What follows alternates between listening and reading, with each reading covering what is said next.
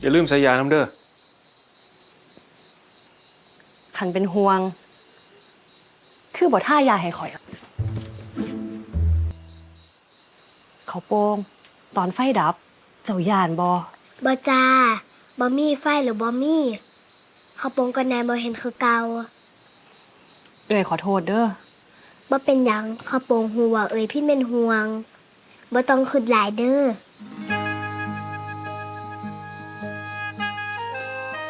คืนนี้ไปเฮ็ดงานบ่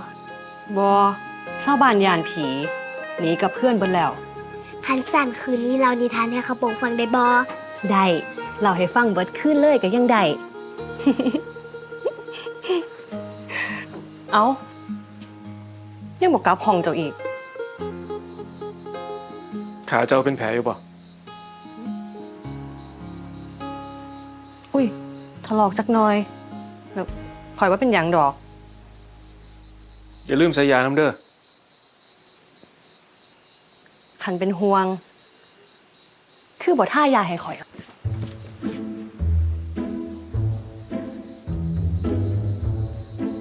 ลืมไปว่าเจ้าขี้เดียดข่อยแห้ง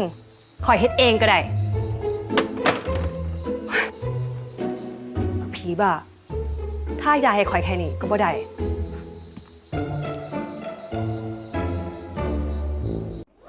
เอเลี่ยนตะฮักรักนะนายต่างดาวทดลองดูฟรีได้ที่แอปพลิเคชัน Monomax เท่านั้น